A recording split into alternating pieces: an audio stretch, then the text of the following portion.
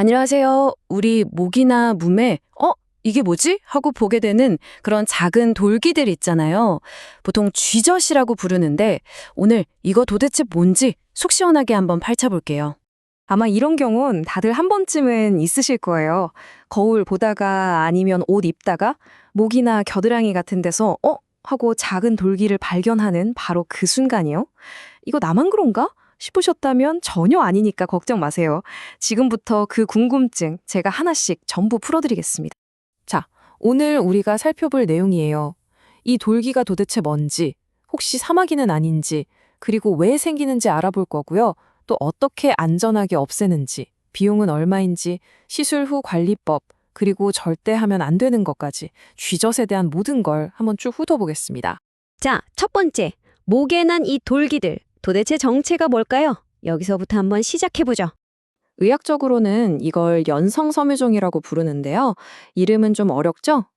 근데 사실 별거 아니에요. 그냥 우리 피부에 있는 콜라겐이랑 피부 세포들이 좀 뭉쳐서 생긴 거거든요.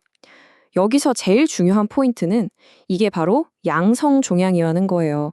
다시 말해서 우리 몸에 전혀 해롭지 않다는 뜻입니다.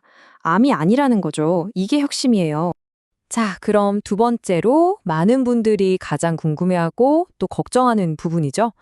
혹시 이거 없는 거 아닐까? 바로 전염성 문제인데요. 우리가 흔히 아는 사마귀랑 비교하면서 이 오해 오늘 확실하게 풀어드릴게요. 자, 이 표를 한번 보세요.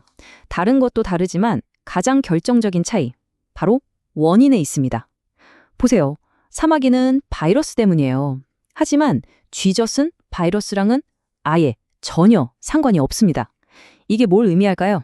맞습니다. 전염성이 그냥 제로라는 거예요, 제로. 그러니까 다른 사람한테 옮을까봐 아니면 내 몸 다른 데로 막 번질까봐 걱정하는 거. 이제 그만하셔도 됩니다. 완전히 다른 애들이에요.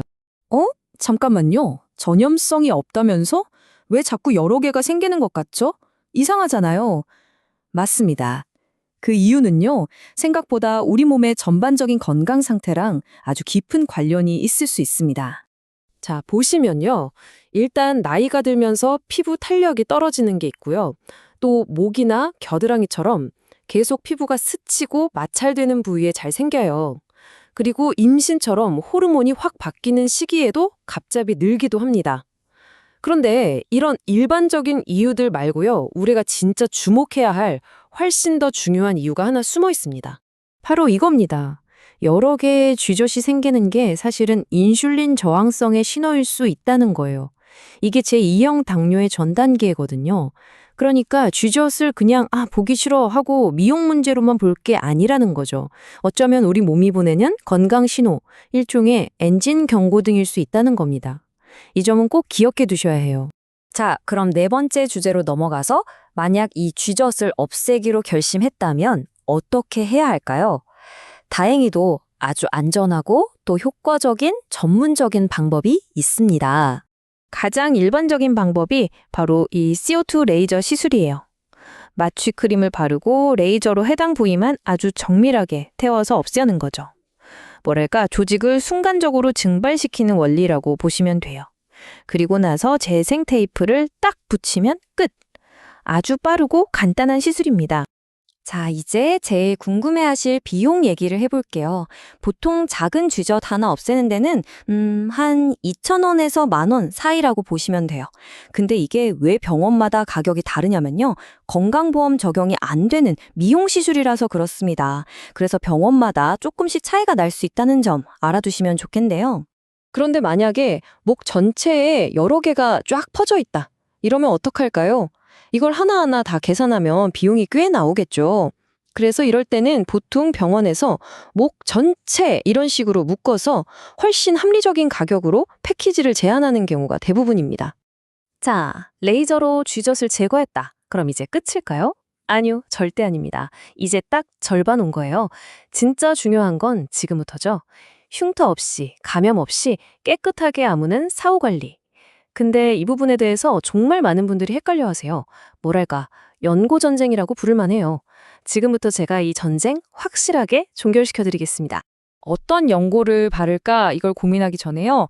의사들이 공통적으로 말하는 베스트 프랙티스가 있습니다. 바로 이 하이드로코로이드 패치, 우리가 약국에서 듀오덤 같은 이름으로 사는 재생 테이프예요.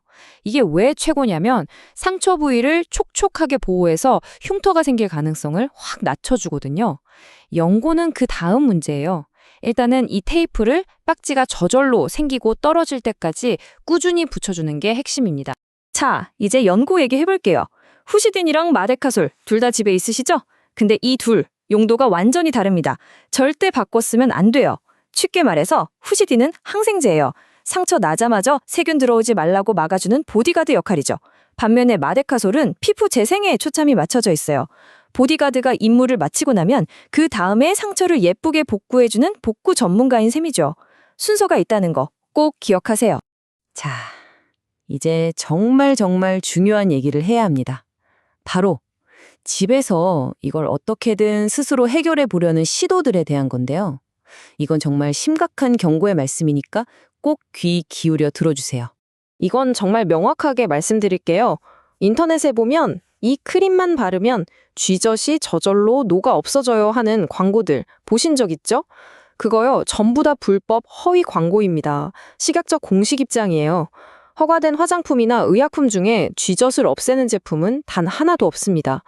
효과가 없는 건 둘째치고 검증되지 않은 위험한 제품이라는 뜻이에요.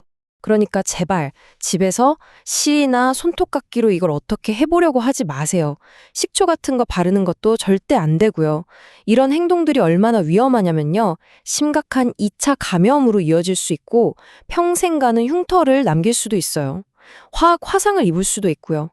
그리고 가장 무서운 건 여러분이 쥐젖이라고 생각했던 게 사실은 다른 피부 질환일 수도 있다는 겁니다. 제발 전문가에게 맡기세요. 자, 오늘 이야기는 여기까지인데요. 이제 쥐젖을 보면 어떤 생각이 드시나요? 그냥 보기 싫은 피부 트러블일까요? 아니면 우리 몸이 보내는 소중한 건강 신호일까요? 단순한 잡티로만 여기지 마시고 내 몸이 보내는 작은 신호에 한 번쯤 귀 기울여 보시는 계기가 되었으면 좋겠습니다. 지금까지 들어주셔서 감사합니다.